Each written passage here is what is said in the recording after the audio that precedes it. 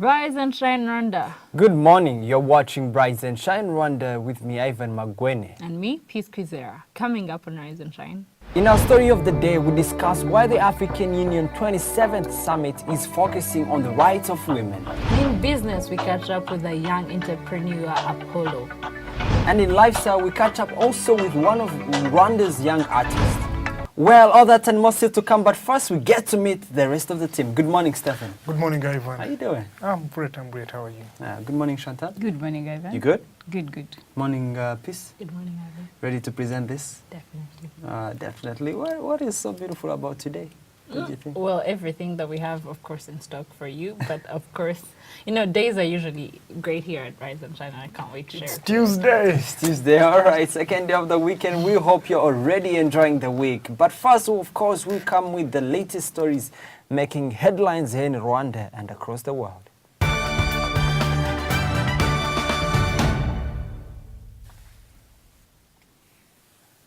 Now, starting off with our first local story. National carrier Rwanda has suspended flights to and from South Sudan capital Juba.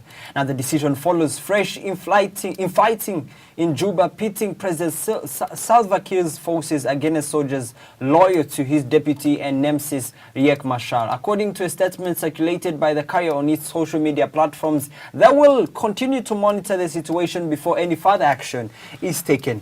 Business already stopped so far. Yes.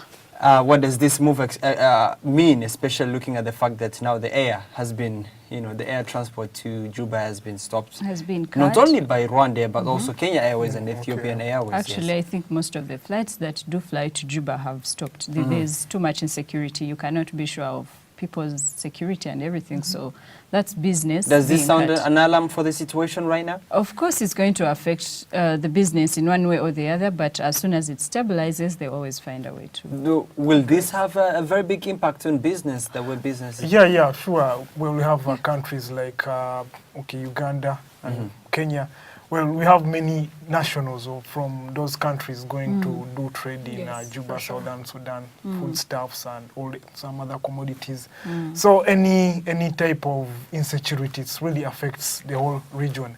And it also affects the citizens of this country in Juba. Yes, many of them actually have been fleeing the country. It even affects national carrier Rwanda itself because it's less money for them if they don't make these different travels from Juba to Uganda or from Juba to Nairobi. Different. Yeah, sure. Yeah, well, we hope the situation will stabilize very soon. Now, moving on to our next story, with the issue of accommodation for visitors to Rwanda now addressed, experts have urged local hospitality industries players to focus on food by bringing in, of course, diversity as a way of making their facilities more hospitable. Now, I've talked about this on different scales on the show. Now, what does this mean at this particular juncture? The AU Summit, of course, is taking place right now. We saw the Agriculture Summit. The president actually had addressed before the Agriculture Summit, and the same issue was going on. What are our expectations after this has been put in place? What are expectations for the AU Summit, Ivan? Number one is that thank God that actually we have now at least a little bit of more hotels than if you look at the situation. But this is what I do go to this summit and I do get to experience it. It's not that leave alone the diversity in food, but keeping consistent supply of food. Yes, for sure. Because when people are working out on such kind of on summits, I think hotels should stop saying that we have stopped serving, because that thing is not good. When somebody comes to you, for example, I've been in places and where you find that, for example, people need coffee almost every time. There's no time for coffee, right? Because people are tired or what. So when people are there working and working out and working in the summit and others busy walking around, they need something to always keep them afresh and alert. Yes. So there needs to be diversity, yes. Quantity needs to add up, and also there needs to be consistent. So they have to we should reduce stop on decorating the plates and actually give people. Yes. And the culture of having time to serve also needs to stop, because I believe where people are working, there needs to be consistent supply. Any time is eating time. Yeah, any time is actually eating time. Absolutely. And yes, of course. Sure. For people like them. Yes, and Rwanda should be remembered for, supplying food for Yeah. other people who are coming in. I mean, people come in and then if the food is missing or there is such a shortage of food. When we have countries like Uganda and maybe Kenya, I mean, these are countries that have food as part of their attractions. Yes. So yeah, Rwanda can also aim for that because we've done other things. So food have wouldn't everything. really- Let's yeah. not have Kigali beautiful and everything. That's not And all we then have to starving offer. We in can there. also, and starving people. It so should, we can also Yeah. of course, Absolutely. Rwanda should be known as the next Italy. So let's. Why not? Why Yo. not? Absolutely. Now, moving on to the regional story, we're still focused on South Sudan because it is the trending story and we want to keep you updated on the situation. Now, renewed fighting actually broke out in South Sudan between forces loyal to the president and vice president. Now, gunfire and large explosion could be heard all over the city. Now, a report says that heavy artillery was being used. More than 200 people are reported to have died in clashes since Friday. Now, the latest violence came hours after the UN Security Council called on the warning factions to immediately stop the fighting. Situations are blurred. Now, looking at the current situation, we have almost now the same conflict coming back again. 200 people already dead. But now, there's a question I want to ask specifically, Stephen. I feel like there has been a culture of impunity in South Sudan. We have two leaders who are, of course, the Riek Machar and Salva Kiir. We have a conflict going on. Every time I hear numbers of people dying, the conflict last time left people dying. No one is ever held accountable. Yes, there are the peace talks, but no one is being held accountable. And we see these same things happening again. Still, people die, lose their lives, and nothing is talked about. All we are talked about is the peace deal, which I do agree with. But then, what about these lives that die every day? Being lost, yes. It's one common factor I see with maybe other countries that have had instability is we have two major tribes here coming out, the Dinka and the Nuer. Yes. And when the leaders belong to different side. Yes. Yet Sudan is, they have many ethnic groups. Yeah. So I think maybe that bit of tribalism comes out. And then it's worrying that the soldiers from the different factions go up and start shooting at each other in the streets. But I mean, these soldiers have their heads as the president and vice president. So everything has to come from the top. Yeah. So if these leaders can actually talk to their people, they actually tried to make peace by making one president and the other one being vice president, however much they are opposing each other. So I think the leaders actually have a bigger role. What is the Against the international people. role, especially in looking at how this conflict is growing? Because you never know where it could be taking. Now we have 200 people dead. What is the there role of was the international also media so far? some UN peacekeepers who Who fell in, so... Yeah. were They- victims of the gunfire. So I think the international community has to come in and Do you think immediate sanctions Immediate. will work? I think they have to get the two sides on on tables and they negotiate because they've done a peace deal before. Yes. And until maybe Something comes until of yeah. it. Because the gun is never going to do everything. It isn't. Everything. I mean, it's high time, of course, we pray for South Sudan and everything that is going on there. Absolutely. Now, this year on to September 2nd, Rwanda will host the 12th Kwita Izina ceremony, which is the gorilla naming ceremony inspired by the ancient Rwandan tradition of naming babies soon after they're born.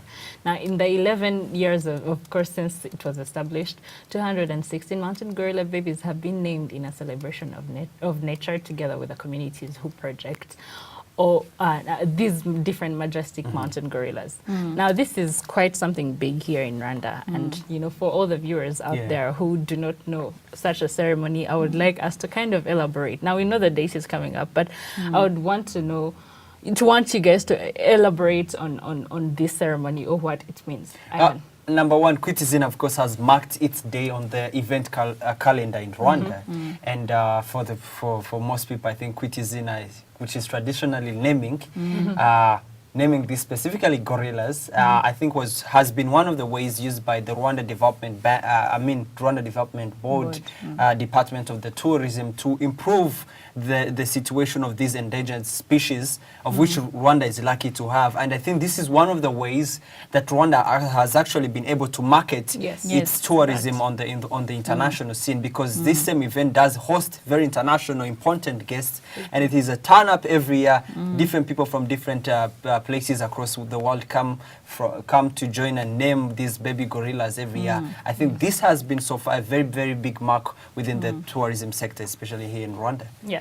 Of course, taking it on to Chantal, do you think, with, of course, it being the 12th ceremony of the Kwita Izina session, do you think, of course, like you said, it's going to, it actually elaborates or makes marketing a little bit bigger? I think every year it's bigger and bigger. And so bigger this and time bigger. So it even attracts more people because it's a way of marketing. So the people they invite in, the ceremony is actually bigger than most of other ceremonies. Yes. So maybe we shall see a baby gorilla called Peace. I don't know. Who knows? Kwizera could be the next baby I gorilla. think we have Kwizera already. We do? Yeah, we do have Kwizera. Should go see that one. Yeah. So should you. Now moving on to other international story, which is in South America.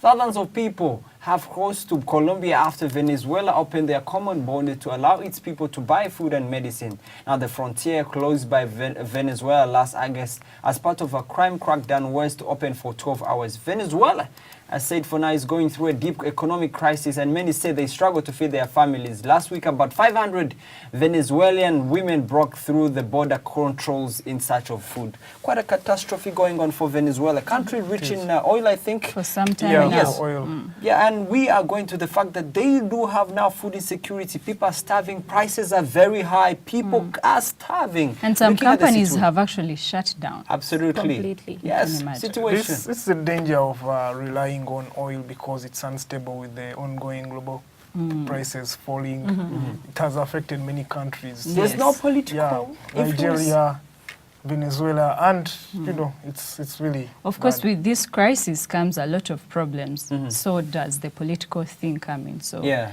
actually, I mean, looking at it, has the government of Maduro been able to at least calm down the situation? it has promised a lot and has achieved little, but let's wait and see. All right, Let's wait we'll and be see. back shortly with the story of the day.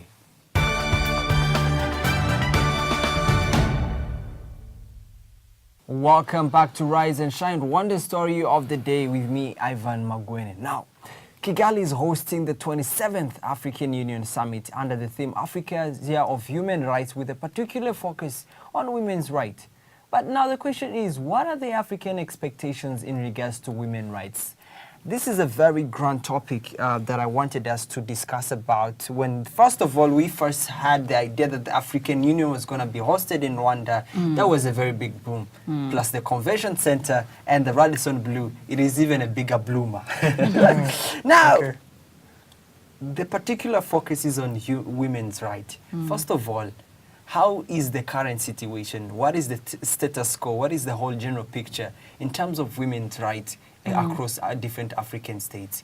Particularly, I would maybe start off with you and then come to peace. Well, Rwanda has been leading currently, but not the whole Africa is still struggling with bringing women up and the emancipation and everything. So this summit coming to Rwanda is because Rwanda is exemplary, first of all, yes. and I think something is actually going to come out. Empowering a woman is not only giving them a job or anything else, but you have to educate them, you have to show them that their rights are relevant. So all this is going to be discussed. We can't wait to see what's coming out of the summit. Peace.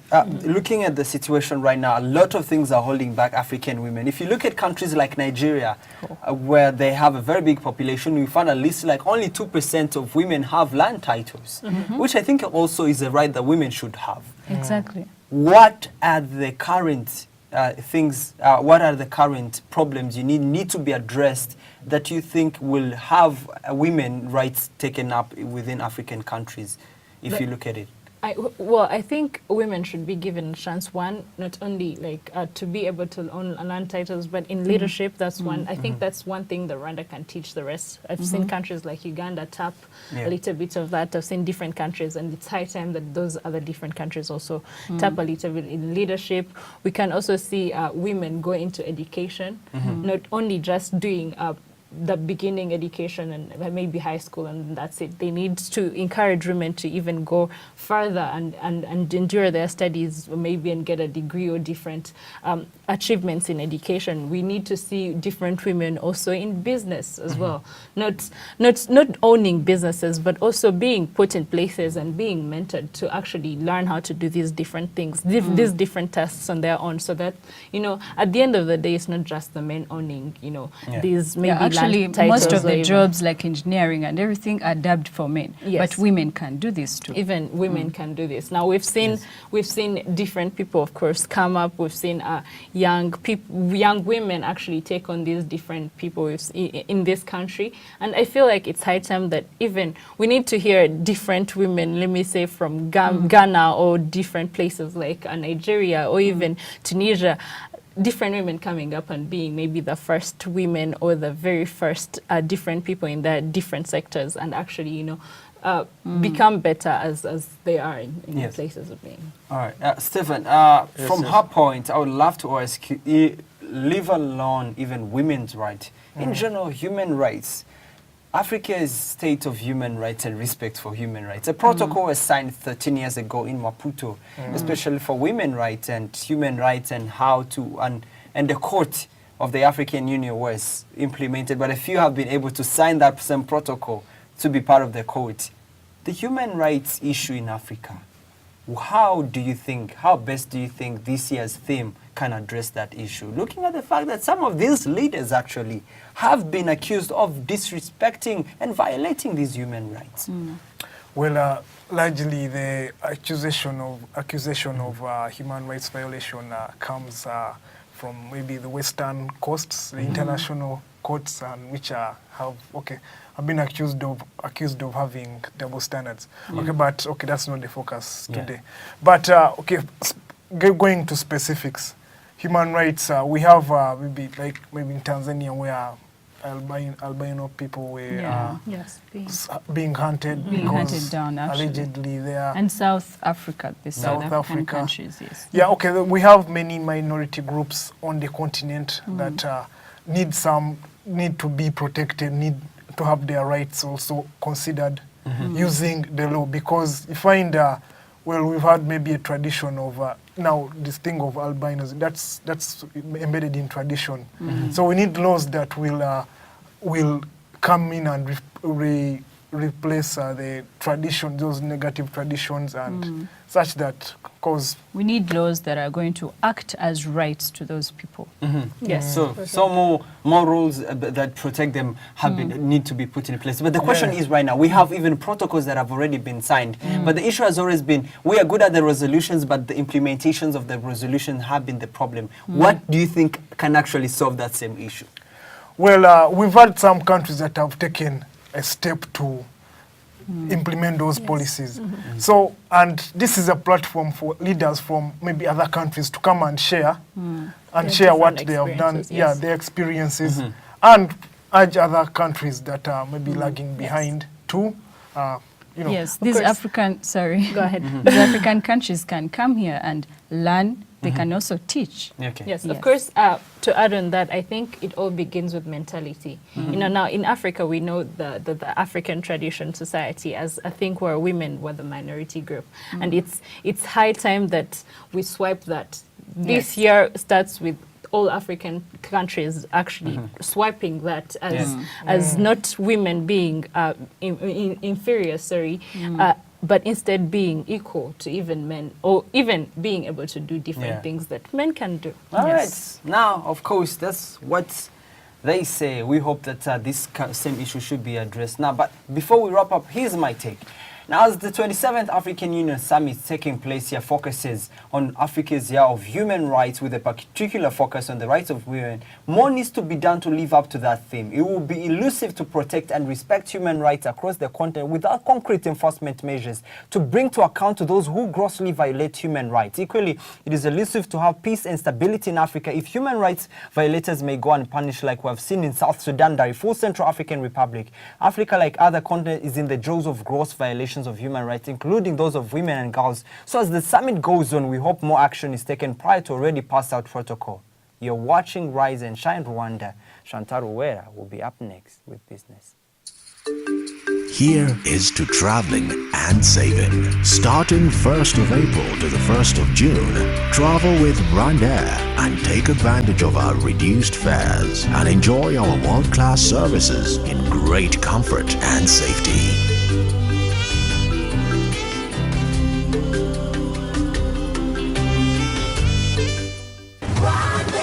Fly our dream to the heart of Africa. Welcome back. Business Stories making headlines today with me, Chantal Uwera.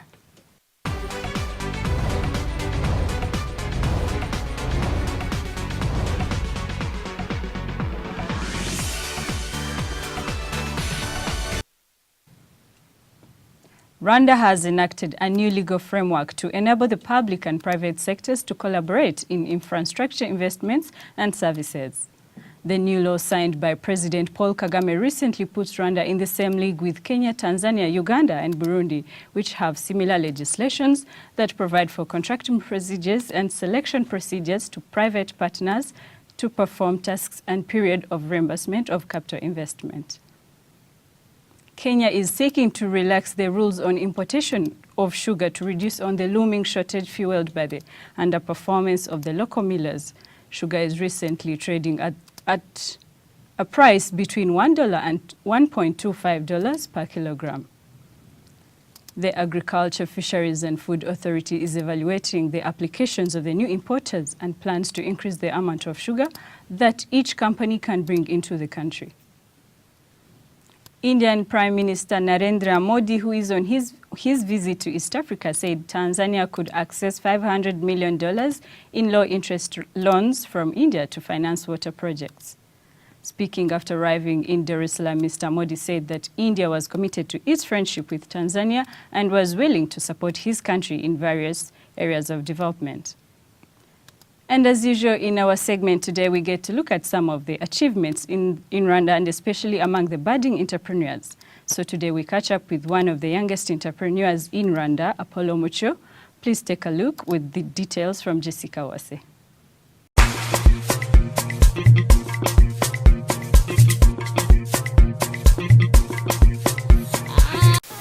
Hi, and welcome to another exciting edition of Rise and Shine. Rwanda has been among the fastest developing countries in Africa and has always encouraged young entrepreneurs to go out there and put themselves to use. Besides resources and knowledge, we also have the best supporting governments. Here with us we have Mr. Apollo MUCYO, one of Rwanda's youngest entrepreneurs. Welcome. Thank you. Briefly tell us about yourself. As you said, my name is Apollo. Yeah, I'm Rwandese. And I'm the founder and CEO of Kigalicious, known as kigalicious.com, which is a youth website. And also I'm the founder and CEO of Limiter, which is an online clothing store here in Rwanda. And also I'm a part-time author and a student. Wow, that is really great for such a young person. You know I dealt with you the nicest. Nobody touched me in the righteous. Nobody text me in a crisis. I believed all of your dreams are duration. You took my heart, all my keys, and my patience. You took my heart, I must leave a decoration. You mistaken my love, I brought for you for foundation. All that I wanted from you was to give me something that I never had, something that you never seen, something that you never been. But I wake up and hell nothing's wrong. Just get ready for work, work, work, work, work, work. You see me happy work, work, work, work, work, work. You see me do me dirt, dirt, dirt. So how do you cope with everything since you're also a student, right? Yeah, I'm a student, so yeah, it's challenging, but like with motivation and you know, late nights, you keep up. You get to keep up. But like, so the thing is, when you're dedicated and you know what you're doing and you know what you want, it's not really that hard. You try and you do your best. Wow, that is really inspiring. So who inspired you with everything that you did? That's a tough question.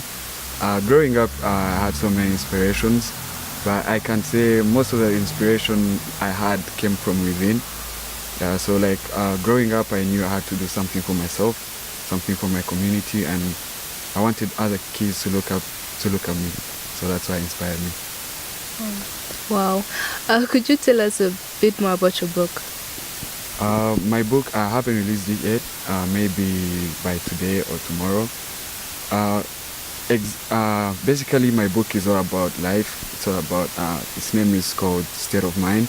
It's what goes through my mind, and I'm sure if I'm human and you're human, everything that goes through my mind also goes through your mind, but like in different ways. So like if I can connect my mind to yours, then what can come out of it will be greater. So that's what I'm trying to do in the book. Wow, that is really amazing. I really can't wait to read your book. So were your parents supportive of all this? From the beginning they were, but like when you're doing business, you have to like get more time for yourself. So like at some point you become distant from them, so that's when they start to be like, oh, you have to like change your schedule, you have to fit in the family schedule. So like now they're like, oh, you should be more of a student, but like with time they're gonna accept it, I'm sure. Yes, for sure. And do you have any other plans for the future? Anything else except from the book that you're now about to publish? Plans are there, but the main plan is for expanding. Expansion, reach out to many people, grow the business, get more investors and more partners. Because now I have like 3 or 4 partners, but like in the future I'm willing to have more. Yeah. So the plan is to have more. As we wrap up this talk, Apollo, so where can we find you on social media? I think I'm on every social media because So you can find me on Facebook, Apollo MUCYO, Senior SR, just SR. Instagram, I am Apollo, and Twitter, Chase Mark D. Yeah, I think that's it. Thank you very much for coming here. Yeah. Thank you as well for hosting me. There you have it from Apollo MUCYO.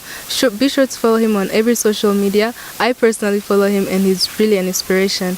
I am Jessica Wase reporting from Rise and Shine Rwanda. That's all we had for you today in business. Kalimba Steven is up next with sports.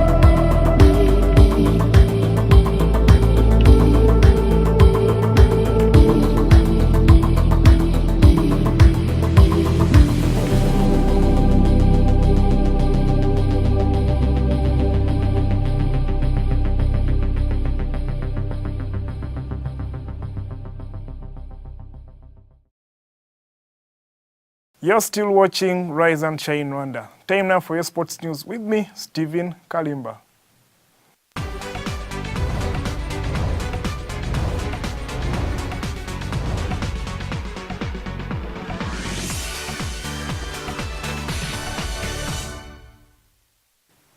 Starting off with basketball, IPRC South win the Basketball League playoffs.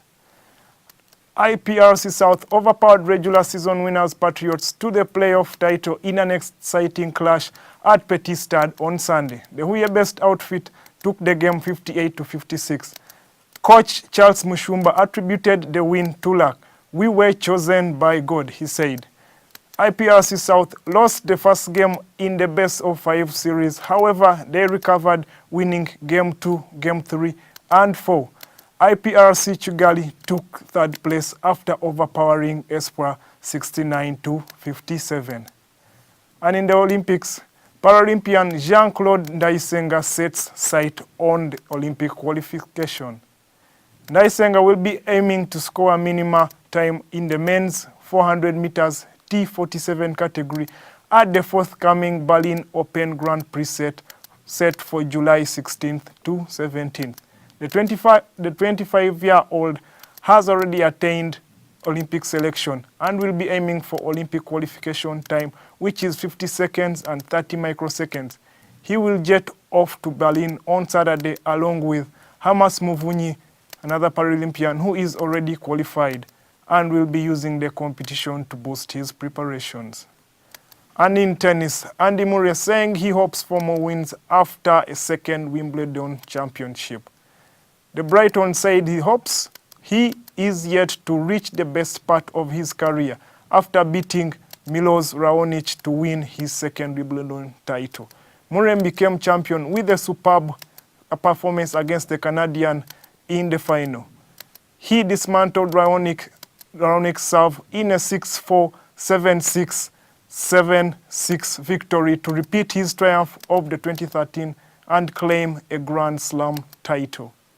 And there you had it in sports. Peace Kwizera is up next with Lifestyle. Here is to traveling and saving. Starting 1st of April to the 1st of June, travel with RwandAir and take advantage of our reduced fares and enjoy our world-class services in great comfort and safety.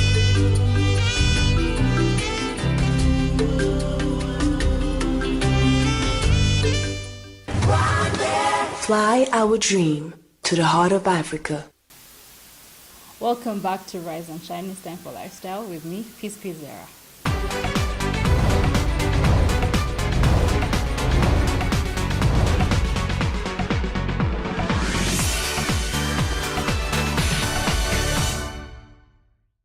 Now, over the past, we've been talking about how the arts industry is growing in Rwanda and, of course, in different areas of Africa. And, of course, today we're going to at least dig deeper into this and maybe catch up with one of the very young and very talented artists here at Yego Arts. Joining me is the CEO of Yego Arts, Olivier Kwitonda. Thank you so much for honoring our invitation. You're welcome. Now, I'm really happy having you here. All right. Starting this, of course, you're going to tell us what was your inspiration or what is it like being an artist here in Rwanda? Actually, I liked being an artist since I was a child. Since my childhood, I used to draw. And then I did other things in my secondary school. I did literature. But I used to draw that time also. I was the one who used it to draw on the blackboards for the teachers. Yeah, and then after closing my secondary school, I didn't get any opportunity to continue to university. And then at that time I also have some other issues taking care of my siblings. And then that time I said I should develop my talent. And then that time I sat down, I've been using to do some other kind of jobs, different jobs, you know. And then after that time I sat down and then I remembered in my primary 4, I've drawn a small drawing on paper and then it has sorted out in an annual calendar. Yes. And then that time I said, I should do this as my job. And then I joined, it was a group of 2 guys who did that at the school. And then I joined them, they asked me to pay them monthly. Yes. I tried all my best just because I had to develop my talent. And then I started just using acrylic pens, working on canvases, these things which we are working on. And then after, in 2010, I said, let me quit everything, and then I started painting. Your own thing. Yeah. Now, of course, art is, let's say, it has become kind of your life because you have been employed from it and you quit everything that you had to do to maybe support your family and do all these things. But what was the struggle been like in Rwanda for you, being an artist in Rwanda? Briefly tell us. Being an artist in Rwanda, actually, it's another issue. In Rwanda, some of the people, many people, they don't understand art. Yes. If you say art, they are saying he's the one who's painting. They just umunyamarangi for me. Yeah. Yes. Someone who's using only the paints. And then another difficult thing which I don't like in Rwanda, even though some people are starting to understand what's art, but sometimes if you introduce someone like an art piece, he's saying these are the things for the foreigners. For the foreigners, yes. for the Bazungu, like Yes, some of for us the would say, Bazungu. yes. And then he's asking the price, and then when you say the price, he's saying, no, this is for... Too expensive. Yes, it's too expensive. It's for experts that don't know. That's And then I used to say, if you're not getting any support from your neighborhood, your people from your country, yeah, you can't wait. Yes, you can't actually be a crocodile in another country when you're a lizard here. Yeah, sure. That's the same. Yeah, and then yeah, that's what I've discovered. Many people here, they are saying, yeah, they don't know what's the value of art. Of art. Yeah. So that's your challenge right now. Yes, that's my challenge, actually. It's quite tricky actually, Yeah. but as we conclude, as we wrap up this, Yego Arts is such, of course I've gotten a tour around here and I've seen some pretty beautiful art pieces, but of course do let us know where we can find you and how we can contact you. Actually, Yego Arts is based in Kimihurura, down the known restaurant. It's called Ogopogo. Yes. These days it's a trattoria, I think. When it was ex-papyrus. And then down Ogopogo, we are on the road KG 621 ST. And then we are close nearby Maris Hotel. Yes. All right, thank you so much, Olivia. You're welcome. You're welcome. It was a real pleasure being with you. All right. All right, there you had it from Olivier himself. Art is only a challenge, or being an artist in Rwanda is only a challenge because, well, you people do not endeavor to buy these different art pieces that they do, and they actually put a lot of hard work in this. But as you can see, they are quite talented people. He works with a couple of different artists, and it's a lot of work that they put in to actually portray these different images. And of course, we look forward to you people contacting them and actually letting them know or giving them feedback on what you think about their different art pieces. Of course, I am Peace Kwizera reporting for Rise and Shine Rwanda.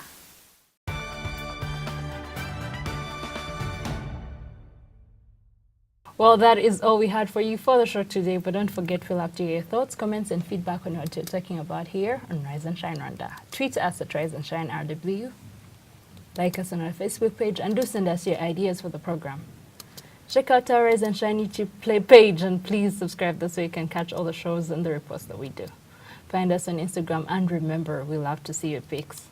Last but not least, check out our website where you can catch every single thing that we do here at Rise and Shine Rwanda. Lastly, go ahead and check out our Snapchat where you can see every single thing that we do backstage at Rise and Shine Rwanda. I am Peace Kwizera. And I am Ivan Magwene. We'll be at same time, same place tomorrow. Do join us then, but for now, it's goodbye. Goodbye.